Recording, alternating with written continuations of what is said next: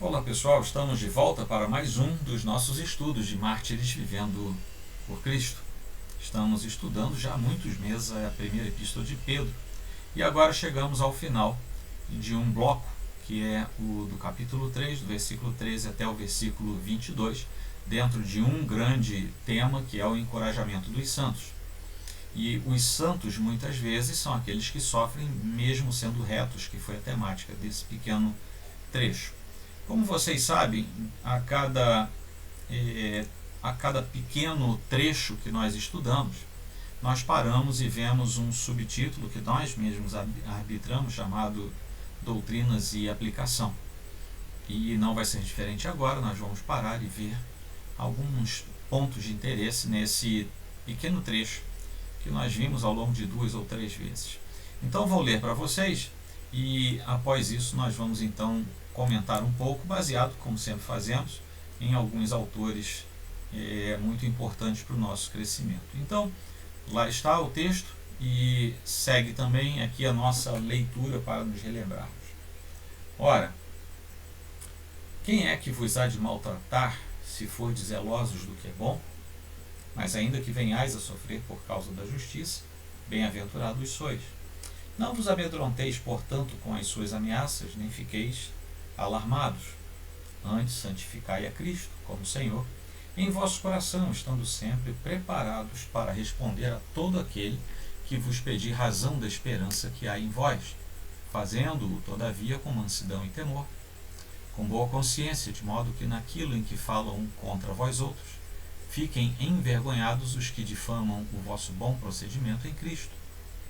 Porque se for da vontade de Deus, é melhor que sofrais por praticardes o que é bom, do que praticando o mal, pois também Cristo morreu uma única vez pelos pecados, o justo pelos injustos, para conduzir-vos a Deus, morto sim na carne, mas vivificado no Espírito, no qual também foi e pregou os espíritos em prisão, os quais, noutro tempo, foram desobedientes quando a longanimidade de Deus aguardava nos dias de Noé, enquanto se preparava a arca, na qual poucos, a saber 8 pessoas, foram salvos, através da água, a qual, figurando o batismo, agora também vos salva, não sendo a remoção da imundícia da carne, mas a indagação de uma boa consciência para com Deus, por meio da ressurreição de Jesus Cristo, o qual, depois de ir para o céu, está à destra de Deus, ficando-lhe subordinados anjos e potestades e poderes.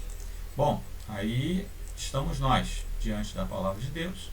Vamos ter algum tempinho aqui falando a respeito daquilo que nos é dado, começando, como nós falamos, com essa parte de doutrina e aplicação. E nós hoje vamos falar de um texto antigo inicialmente. Existe uma epístola que foi escrita lá no iníciozinho do século II, talvez anos 120, 130 no máximo, que é conhecida como a Epístola a Diogneto. Tem algumas informações aí para vocês, mas resumindo, a Epístola a Diogneto foi escrita por um cristão piedoso, um cristão realmente convertido, que se manteve anônimo. Nós não sabemos quem foi, mas Diogneto era uma pessoa comum, um cidadão greco-romano, pagão, portanto, não era cristão, e ele deve ter perguntado alguma coisa a esse cristão que escreveu a carta a ele. E a carta é uma espécie de defesa da fé, é uma carta apologética, é defesa da fé cristã, mostrando a esse tal de Diogneto a imensidão e a riqueza das belezas da fé cristã, fazendo um convite bastante assim ostensivo para que Diogneto viesse a manter um compromisso fiel junto a Cristo. Então esse é um dos textos mais bonitos do início da igreja cristã, é considerado uma pérola dos achados literários do início da era cristã. É um texto extremamente comovente, porque ele mostra as descobertas que um cristão verdadeiro tinha feito a respeito do Senhor e do amor de Deus para com ele. Nós temos um livro que foi mencionado, vai ser mencionado aqui na bibliografia, no pé de página, mas desse livro chamado, meu Deus, o nome do livro agora, vou ver aqui no pé de página,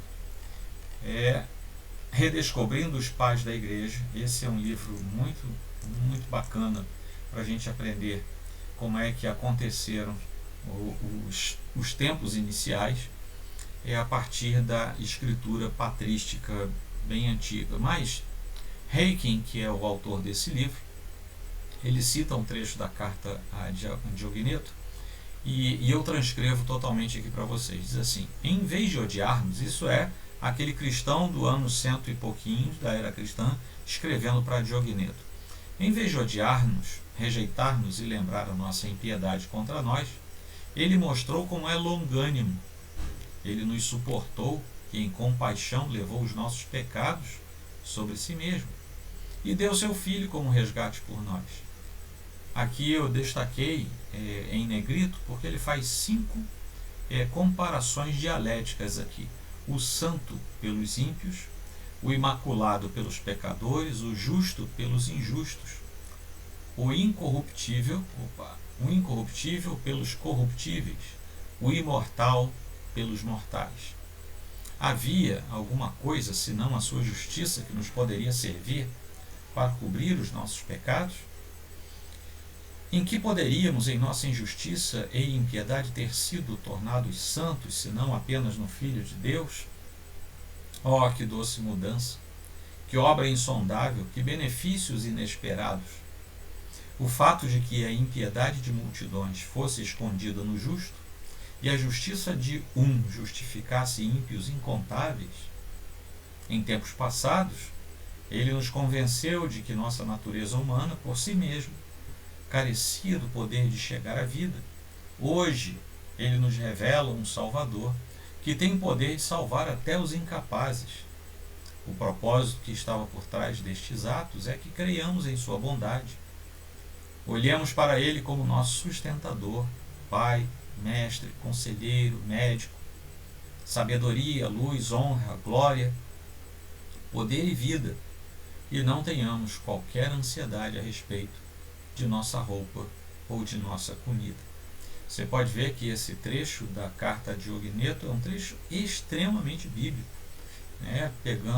fazendo alusões diretas a textos bíblicos e compondo de maneira tão bonita aquela tentativa de explicar para o tal do Diogneto o que era a fé cristã. O autor entende que o uso do termo, e aqui me refiro a Haykin, resgate, do termo resgate, nesta passagem, lembra aquilo que Marcos fala em 10:45. O próprio Filho do Homem não veio para ser servido, mas para servir e dar a sua vida em resgate por muitos. E aqui resgate possui toda a força do seu significado como um pagamento, que é substitutivo em caráter.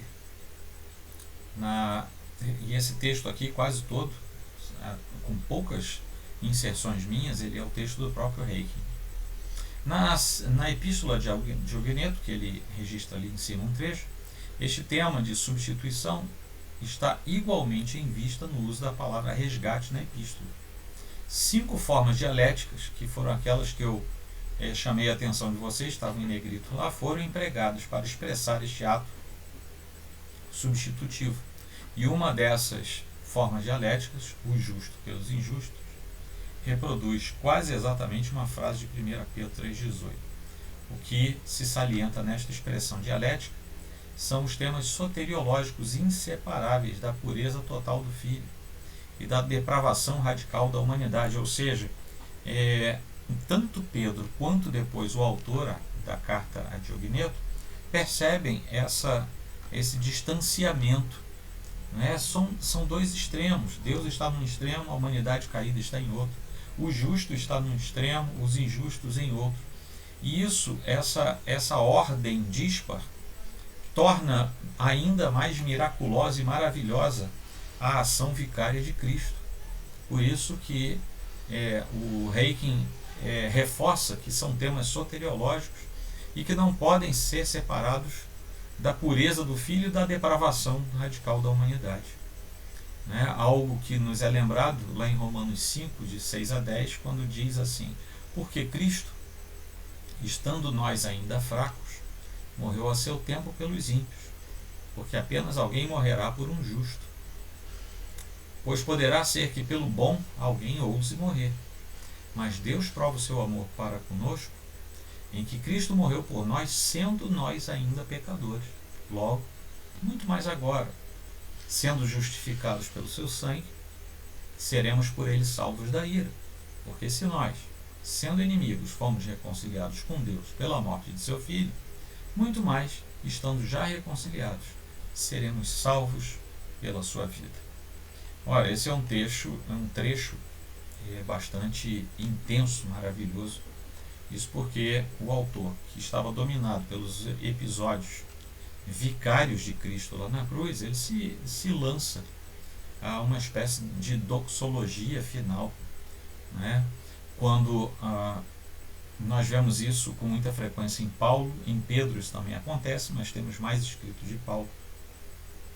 Então toda a teologia, toda a entrega, toda a forma de vida redundam numa potente adoração ao final de tudo, que é a doxologia, que é quando o povo consegue elevar a Deus uma adoração que presta um culto de adoração verdadeira ao Senhor.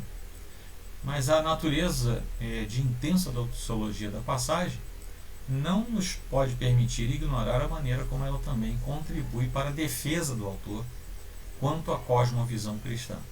E aqui nós temos uma percepção contemporânea, que é a cosmovisão, mas já manifestada em parte da Escritura. Por que as afirmações de verdade do cristianismo devem ser consideradas com tanta seriedade? Porque, diferentemente das outras religiões, o cristianismo lida decisivamente com o nosso problema fundamental, que é o pecado do homem. As outras religiões não lidam com isso. O homem vai se consertar sozinho, segundo as outras expressões de fé. Então essa passagem também é um bom lembrete a respeito da apologética cristã, mostrando que, embora ela use a razão, ela não vai ser nem fria e nem morna, nem morta, mas ela pode e vai falar ao coração do homem, vai falar também à sua mente. O resultado de ser envolvido nesse gesto de Deus para conosco, que redunda em salvação, é que Deus se torna a essência total para a vida, para a percepção, para o coração do cristão. E parece ter sido esse o propósito da lista de títulos dados a Deus no final deste texto, quando vemos tanta riqueza exposta ali.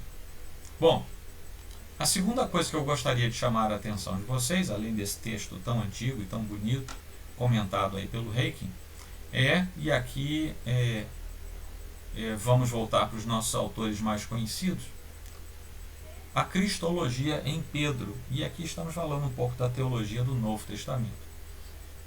Alguns detalhes. A humanidade de Jesus. Lá em 1 Pedro, a verdadeira humanidade de Jesus é pressuposta ao invés de ser expressa, ou seja, nós percebemos a humanidade de Jesus ao longo do texto e de seu contexto. É como o livro de Esther, eu estou com ele fresquinho na cabeça. Você sabe que eu lancei um livro há pouco tempo, cujo centro é o texto de Esther, a narrativa do texto. Mas lá em Esther, por exemplo, não existe uma pregação clara a respeito de Deus, nem de Yahvé, ainda no Antigo Testamento. Mas ele está percebido nas entrelinhas de todo o texto, nas histórias, nas narrativas, e assim também Pedro faz na sua primeira epístola quanto à humanidade de Jesus. Embora ele cite que Jesus, se referindo à carne, tal, mas ele não faz um adentramento teológico a respeito disso.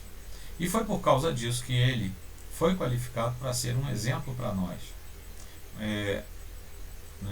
Porque ele, em carne, tendo sido levado até o madeiro, e isso tudo é exemplificado lá em 1 Pedro,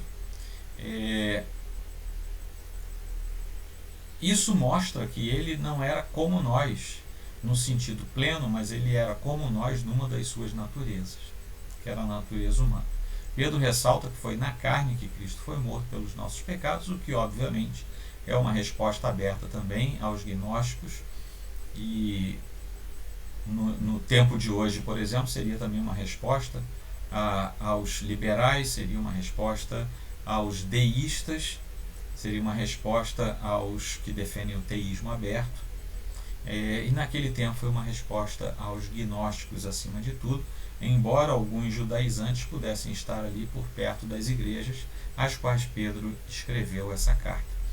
Mas de fato, ao escrever a cristãos ameaçados por perseguições, Pedro fala de modo muito significativo sobre eles, sobre esses cristãos, como sendo participantes dos sofrimentos de Cristo, que nós vamos ver lá no capítulo 13.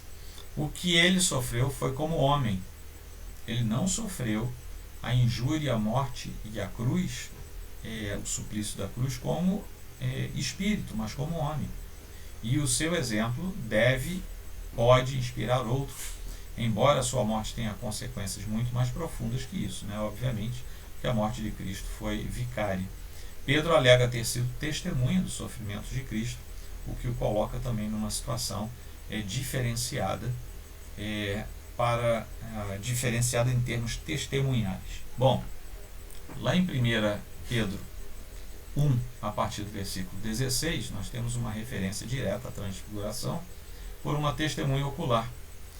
Mesmo que essa referência não seja considerada como evidência de uma humanidade total e completa, porque ela é citada para provar a glória majestosa de Cristo, ou seja, existe, vamos dizer assim, não se completa a ideia nesse mesmo texto, mas quando juntamos com outros, aí sim nós temos uma ideia mais completa sobre isso. O que é mais importante nesse trecho é que a glória é vista num ambiente terreno, a glória do unigênito Filho de Deus manifestada entre nós, entre aqueles que precisam da regeneração. Um outro detalhe sobre cristologia no Novo Testamento, particularmente, tudo isso aqui, particularmente como aparece em 1 Pedro.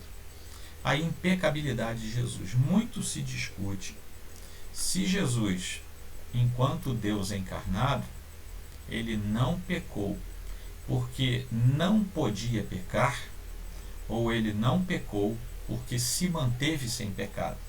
Tá? Então existe uma discussão de 2000 anos aí sobre isso, e não vamos entrar nela agora, porque senão a gente se desvia. Mas aqui existe um pequeno preâmbulo, numa passagem surpreendente na qual a exortação ética vem à tona juntamente com a afirmação doutrinária. Pedro afirma que Cristo não comete pecado. Isso está lá em 1 Pedro 2,22. Enquanto ao mesmo tempo ele afirma que ele carregou os nossos pecados para que possamos morrer para os pecados. 1 Pedro 2,24. Ora, sem dúvida alguma, o que nós temos aqui é um eco direto de Isaías 53, em que é mencionada a identificação do servo com os transgressores. Embora nós tenhamos que reconhecer que identificar-se com alguém não necessariamente é tornar-se igual em essência àquele alguém. Enquanto a impecabilidade do servo não é afirmada totalmente lá em Isaías 53, Pedro não hesita em fazer essa afirmação acerca de Jesus, a quem ele vê como cumprimento da passagem de Isaías. Então o sangue de Jesus é descrito como sendo o sangue de um cordeiro sem defeito e sem mácula. 1 Pedro 1,19. Outra alusão talvez ao próprio Isaías 53. Então essa questão da impecabilidade de Jesus é defendida por Pedro como sendo Jesus não podendo pecar. E isso porque ele é totalmente santo. E vários autores, inclusive Kistemaker, é um dos que defende essa premissa. Isso é sustentado pela afirmação feita lá em 1 Pedro 3,18, que declara, falando sobre Jesus Cristo, que o justo morreu pelos injustos. Em ambas as referências, o problema de maior importância é a morte de Cristo. Está claro que a qualidade sem pecado de vida foi considerado, de sua vida foi considerado como um fator vital no significado da sua morte. Então uma coisa leva a outra. Aqui em 1 Pedro nós temos pouca coisa sobre os títulos de Cristo, né?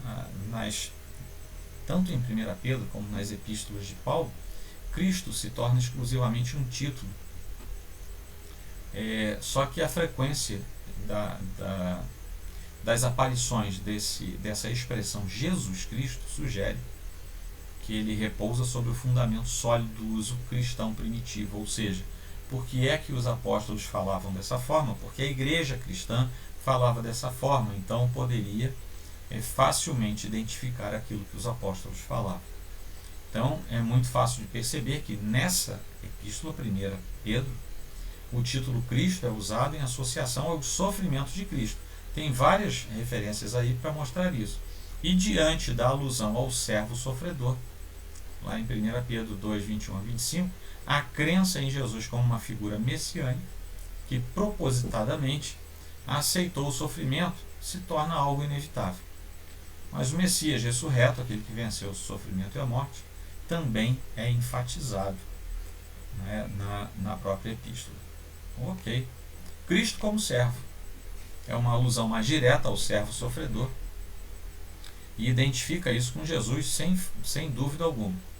Né? E nós podemos encontrar em 1 Pedro 2, de 21 a 25.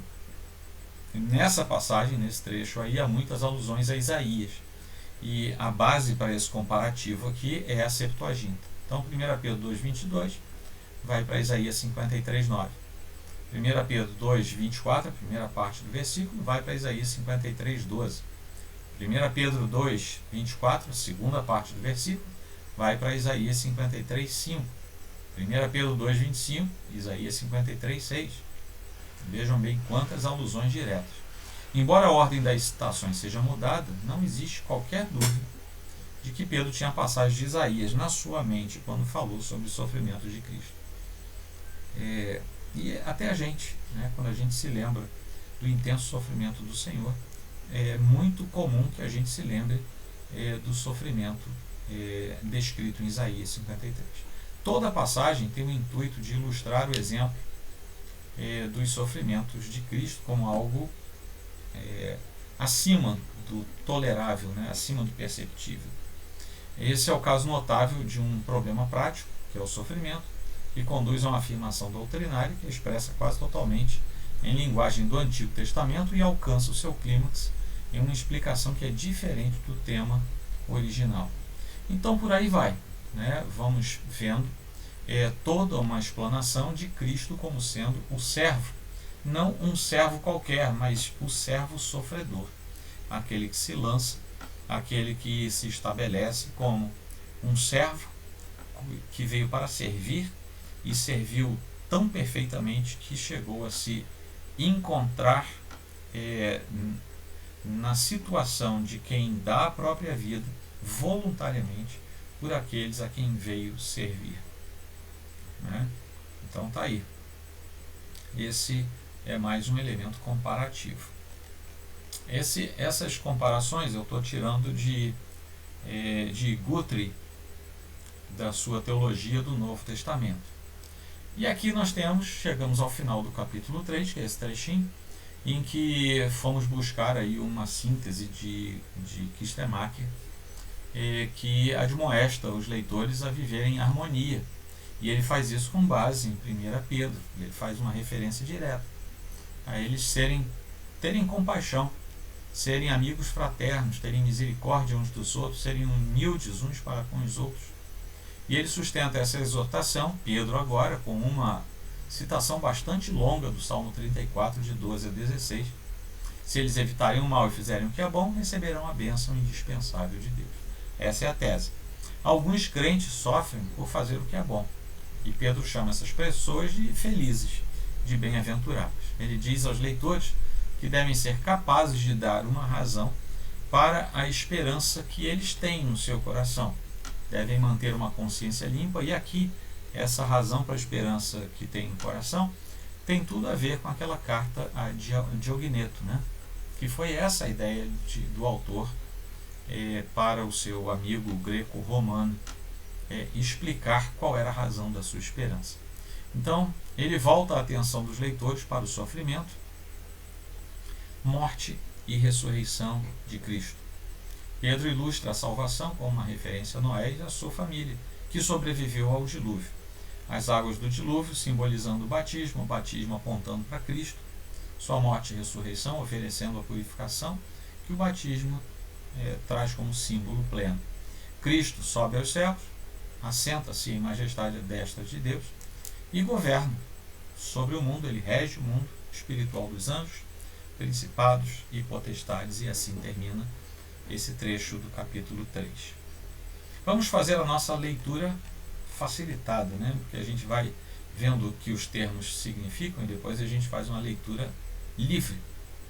E aquele trecho de 13 a 22 poderia, numa linguagem contemporânea, sem quebrar muita coisa do significado, poderia ser lido assim: quem é que vai fazer mal a vocês, se tiverem todo o cuidado em sempre fazerem o que é bom?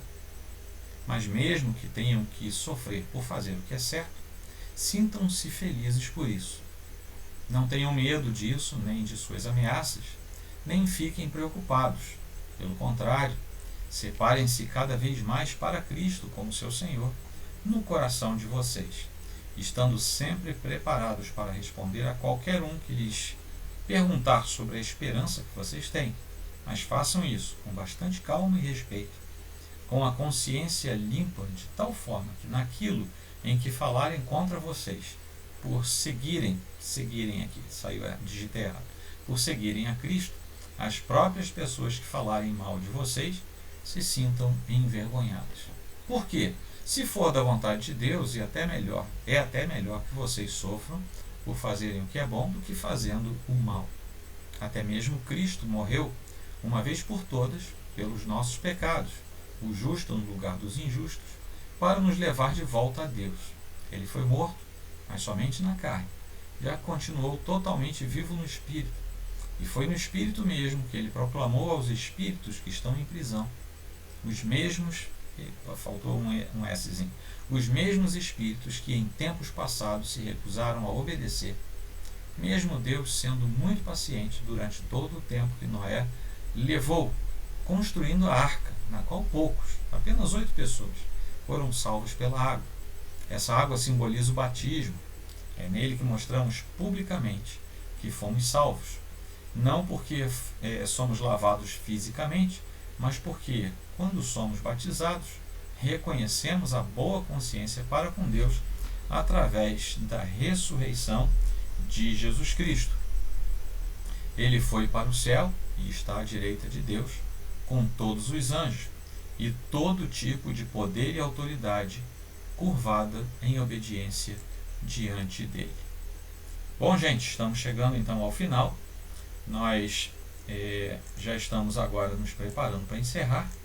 Eu gostaria de convidar você a estar conosco daqui a pouquinho, às 20 horas e 15 minutos, quando então nós vamos nos aplicar em ter um tempo de convívio, de interação, de perguntas e respostas, tudo a fim de que nós tenhamos um tempo em que tudo isso que foi falado também se consolide em nosso coração. Então eu espero você daqui a pouquinho no aplicativo Zoom. O nosso link vai ser mais uma vez disposto, é o mesmo das outras semanas, porque essa é uma sala permanente, tá bom? Então até daqui a pouquinho e que Deus abençoe você. Um forte abraço.